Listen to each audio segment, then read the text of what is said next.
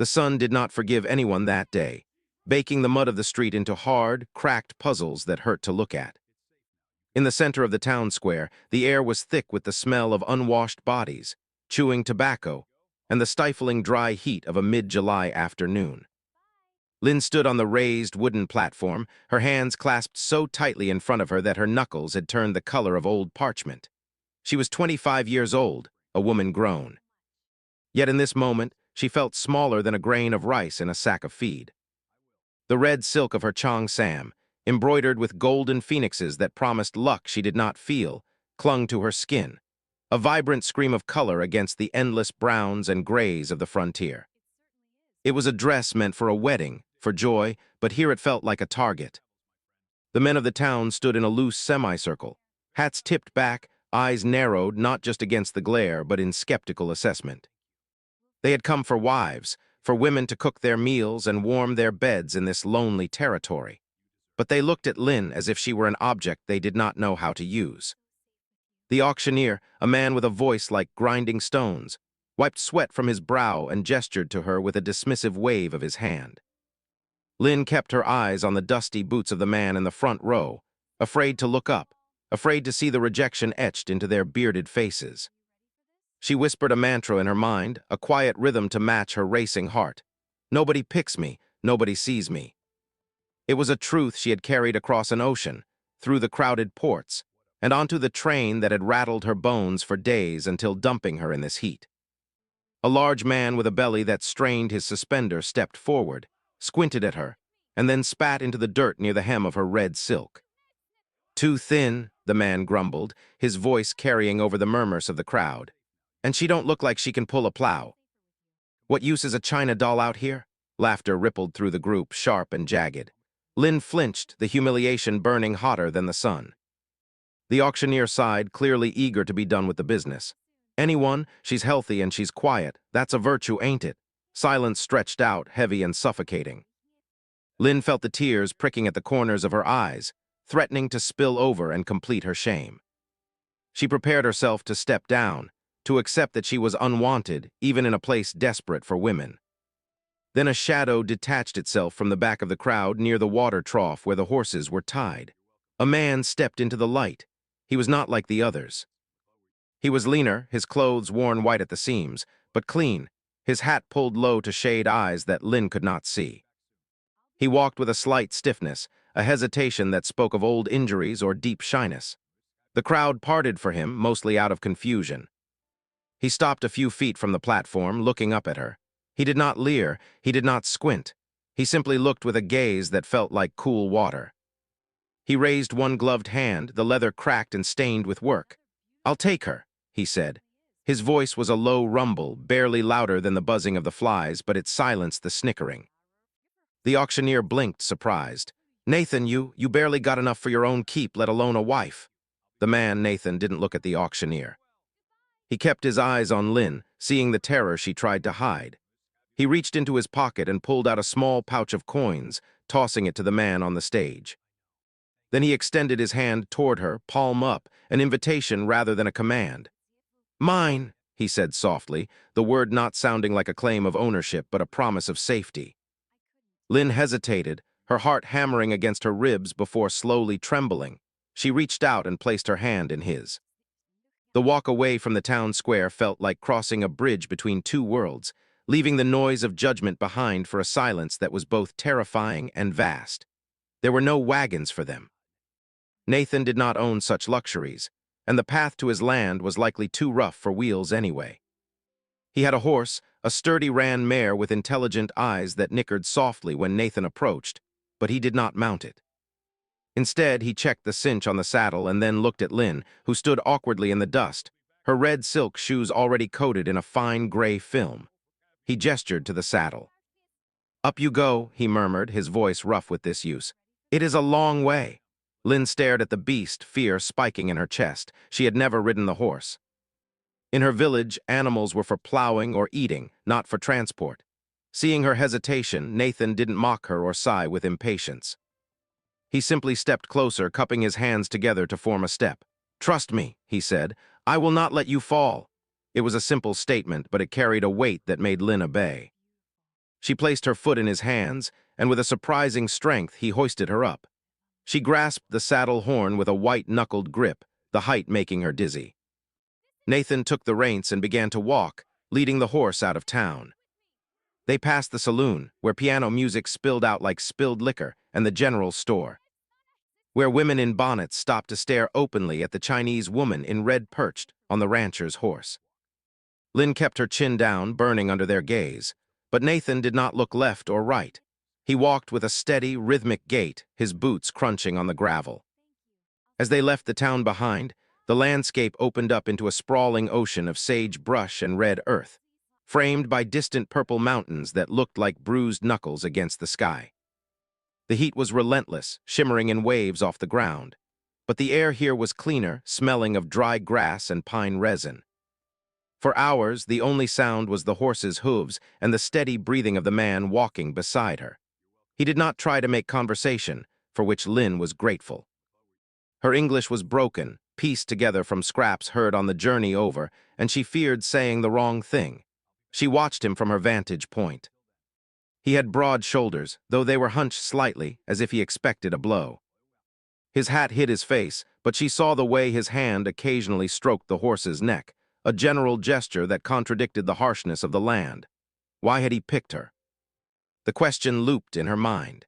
He did not look like a man who needed a servant, nor did he look like the cruel men who frequented the brothel near the railroad tracks. He seemed solitary, like a stone in a river, enduring the current alone. As the sun began to dip toward the horizon, painting the sky in violent shades of orange and violet, Nathan stopped. He pulled a canteen from the saddle bag and uncorked it, offering it to her first. "Water," he said. Lynn took it, her fingers brushing his gloved hand. He didn't pull away, nor did he linger.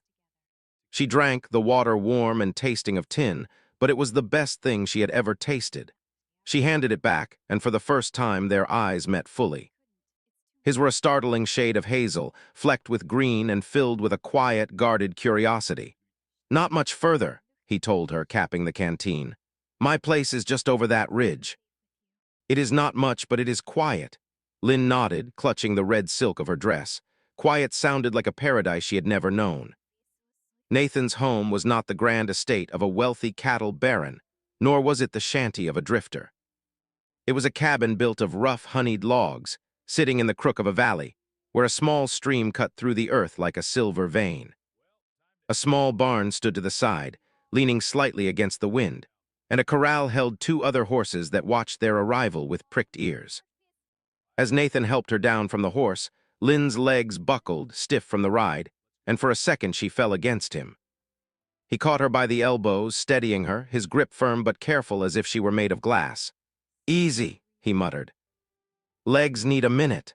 He waited until she found her balance before stepping back, creating a respectful distance that confused her. In the stories the other women whispered, the men who bought brides were eager to claim their property, to drag them inside and assert their dominance. Nathan seemed more interested in the horse, unbuckling the saddle and rubbing the mare down with a handful of dried grass before he even looked at the cabin. Lynn stood by the door, unsure if she was allowed to enter without permission. The wind tugged at her cheongsam, the red silk fluttering like a distress flag. Finally, Nathan walked up the porch steps, the wood groaning under his boots. He pushed the door open and gestured for her to enter. "Go on," he said. "It is open." Lynn stepped over the threshold into the dim interior. The cabin smelled of wood smoke, old leather, and loneliness. It was a single large room with a stone fireplace dominating one wall, a simple wooden table with 2 chairs, and a narrow bed in the corner. Dust motes danced in the shafts of light cutting through the shuttered windows. It was sparse, devoid of the clutter of a family, but it was clean. Nathan followed her in, leaving the door open to let in the evening light. He moved to the fireplace, kneeling to stir the embers of a morning fire, adding kindling with practiced movements. "Hungry?" he asked without looking up. Lynn nodded, though her stomach was tied in knots. "Yes," she whispered. "Please." Nathan stood and went to a cupboard, pulling out a tin of coffee and a wrapped parcel of salt pork. He moved with an efficiency that suggested he had lived alone for a long time, knowing exactly where every spoon and skillet lay. While he cooked, Lynn remained standing in the center of the room, feeling like an intruder in this man's private sanctuary. She saw a second door at the back of the room and looked at it curiously. Nathan noticed her gaze. He pointed with the knife he was using to slice the meat. "That room," he said, pausing to find the words, "that is for you. There is a bed and a lock on the inside." Lynn stared at him, her eyes widening. A lock on the inside. It was a gift of privacy she had not expected, a declaration that she was not a prisoner. "For me?" she asked, her voice trembling. Nathan nodded, turning back to the sizzling pan. "A person needs their own space," he said simply. "I sleep out here." The tension in Lynn's shoulders, which she had carried since the auction block, released just a fraction. She walked to the door and opened it. Inside was a small room, bare but for a cot and a wash basin. She stepped in, closed the door, and slid the iron bolt into place. The clack of the metal echoed in the silence. For the first time in months, she was safe. She leaned her forehead against the rough wood of the door and let out a long, shuddering breath. Days turned into a week, and the rhythm of the ranch began to seep into Lynn's bones, replacing the constant hum of fear with something resembling a routine. She learned that the morning started before the sun, when the sky was still a bruised purple, and the air was sharp enough to bite. Nathan would be up first, the sounds of him stoking the fire and boiling coffee serving as her alarm clock. She would emerge from her room, dressed not in the red silk, which she had carefully folded and hidden beneath her mattress, but in a plain cotton shirt and trousers Nathan had found for her in an old trunk, remnants of a life he never spoke about. She rolled up the sleeves and pinned the waist with a piece of rope, looking less like a bride and more like a ranch hand, but it allowed her to work, and work she did.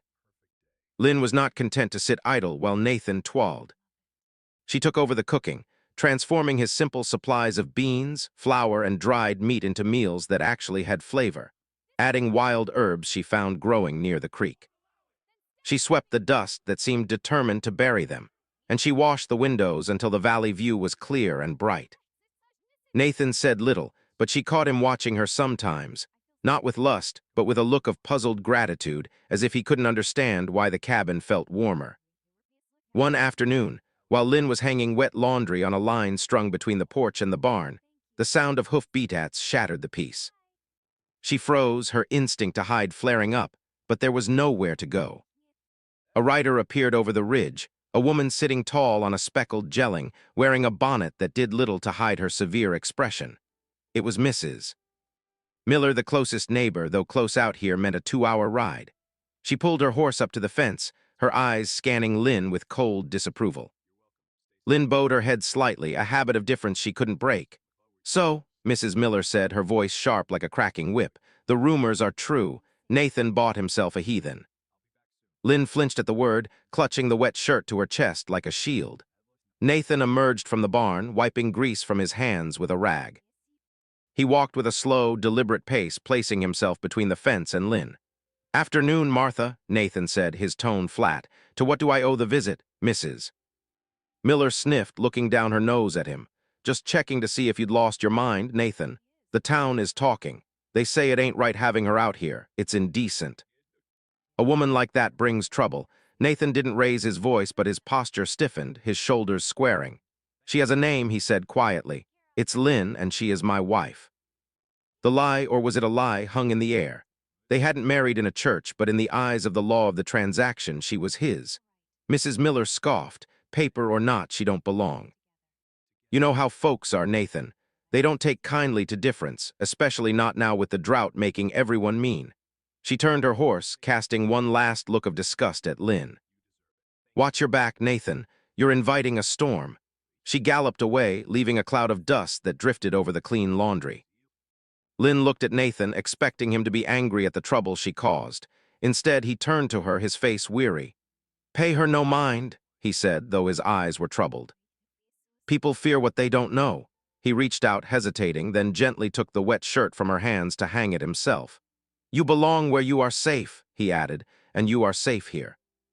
The safety Nathan promised felt fragile, like a thin sheet of ice over a rushing river, especially after Mrs. Miller's visit.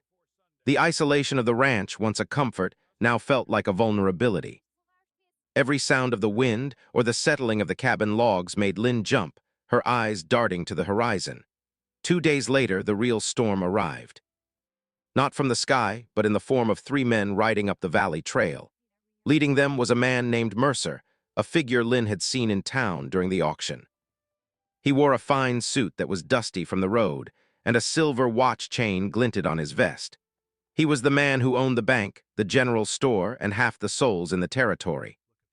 He rode with the arrogance of a king inspecting his subjects. Nathan was chopping wood near the barn, the axe rising and falling with rhythmic force. When he saw the riders, he didn't stop immediately. He finished the swing, splitting a log cleanly in two before leaving the axe embedded in the stump and turning to face them. Lynn watched from the kitchen window, her heart hammering against her throat. She wanted to hide, but she knew that if she did, she would be leaving Nathan to face them alone. Trembling, she opened the door and stepped onto the porch, her hands gripping the railing. Mercer chuckled as he pulled his horse to a halt, leaning forward on his saddle horn. "Well, look at this," Mercer said, his voice smooth and oily. "The hermit has a guardian angel, though she looks a bit pale, don't she, boys?" The two men behind him, rough-looking hired hands with guns on their hips, laughed on cue. Nathan crossed his arms, his face a mask of stone. "State your business, Mercer. I got work to do." Mercer's smile didn't reach his eyes. "Business is exactly why I'm here, Nathan." "You missed your payment on the seed loan again." Nathan frowned. "I paid it last week. I gave the money to your clerk." Mercer shrugged, pulling a piece of paper from his pocket. "Clerk says he never saw it. Says you're in default, and you know what the contract says about default." He looked past Nathan, his gaze landing on Lynn with a predatory gleam. "It says I can seize assets to cover the debt." The threat was clear. He wasn't talking about cattle or tools. He was looking at the woman in the doorway. Nathan took a step forward, his hand dropping near the knife at his belt. "You won't touch her," Nathan growled, a low, dangerous sound that Lynn had never heard from him before. "She ain't an asset, she's a person." Mercer straightened up, his jovial demeanor vanishing. "She's property Nathan bought and paid for just like a here. And if you can't pay your debts, maybe I take her off your hands, call it even." He gathered his reins, signaling his men to ready themselves. "I'll give you 3 days," Mercer spat. 3 days to come up with the full amount plus interest, or I come back with the sheriff and we strip this place bare, starting with the girl." He wheeled his horse around, the animal rearing slightly, and galloped off, his men trailing behind. Nathan stood frozen, watching them go, his fists clenched so tight his knuckles were white. Lynn walked down the steps, her legs shaking. She reached out and touched his arm. He felt like vibrating iron. "Nathan," she whispered. He didn't look at her. He stared at the dust cloud, his voice hollow. "They don't want the money, Lynn. They want to break me." He turned to her then, and the fear in his eyes terrified her more than Mercer's gun. "And they're going to use you to do it." Night fell over the valley like a heavy woolen blanket, suffocating the last of the day's heat, but trapping the tension inside the small log cabin. Nathan sat at the rough honeyed table, the oil lamp casting long, flickering shadows that danced across his face, highlighting the deep lines of worry etched into his forehead. He had the ledger open in front of him, but he wasn't reading the numbers. He was staring through the paper, lost in a maze of impossible calculations, where the answer always ended in loss.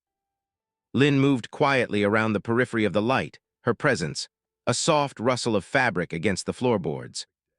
She had made tea, a bitter brew from the last of their supplies, and placed a steaming mug near his hand, but he hadn't touched it.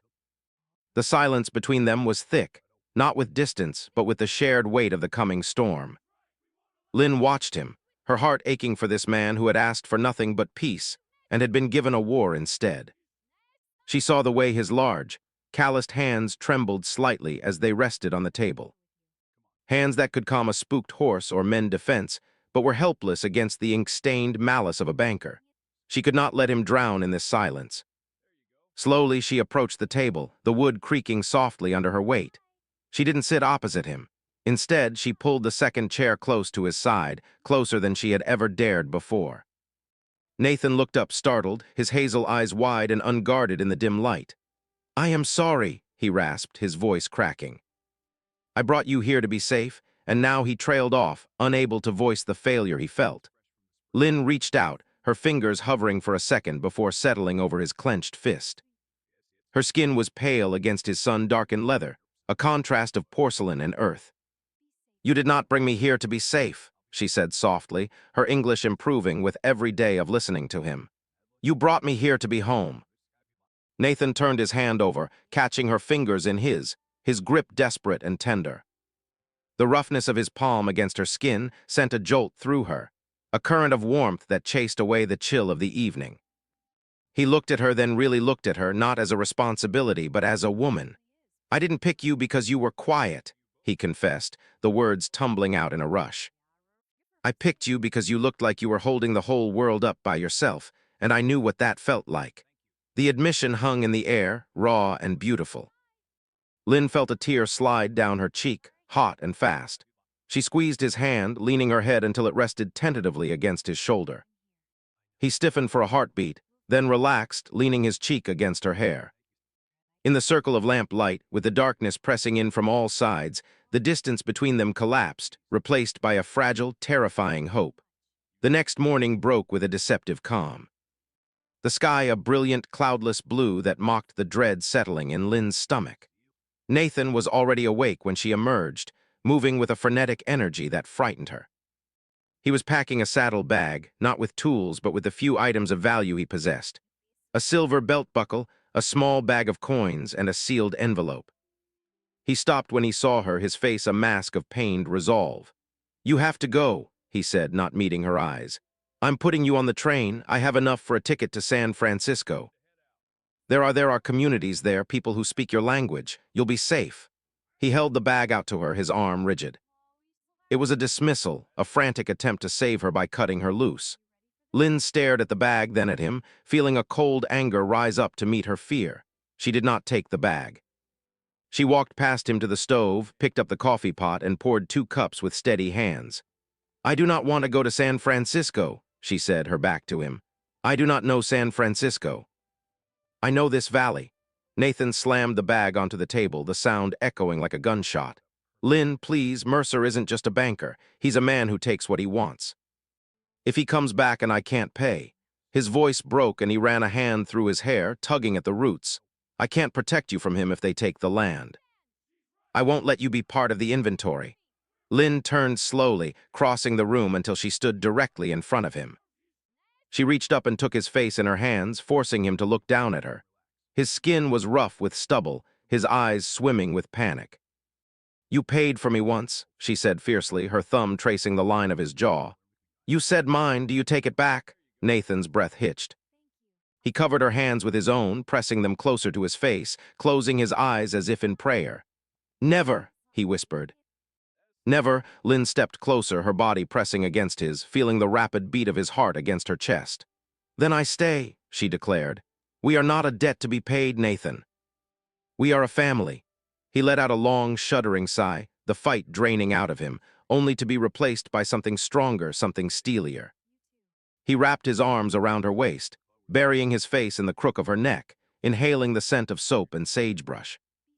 They stood there for a long time, the dust moa's dancing around them, 2 outcasts anchoring each other against the turning tide of the world. He didn't ask her to leave again. The waiting was a physical weight, heavier than any sack of grain, stretching the hours of the second day into an eternity. They worked side by side, not because there was urgent work to be done, but because stopping meant thinking and thinking meant spiraling. They repaired the corral fence, Nathan hammering the nails with grim precision while Lynn held the wood steady, their movements synchronized in a silent dance of labor. As the sun began to dip, painting the sky in bruises of purple and gold, they retreated to the porch. The air was cooling, carrying the scent of pine and impending autumn. Nathan sat on the steps, whittling a piece of cedar not into a shape, but just shaving it down strip by strip, a nervous habit. Lynn sat on the bench behind him, watching the muscles in his back shift under his shirt. She reached out and touched his shoulder, her fingers kneading the tension there. He leaned back into her touch instantly, dropping the wood and the knife. My mother used to say that fear is a thief, Nathan murmured, looking out at the darkening horizon. It steals today because you were worried about tomorrow. Lynn moved from the bench to sit beside him on the step, their knees touching. She took his hand, the one with the knife callus, and turned it over, tracing the lines of his palm. Then, we do not let it steal tonight, she whispered. She guided his hand to her hair, which she had left unbraided, falling in a dark cascade down her back.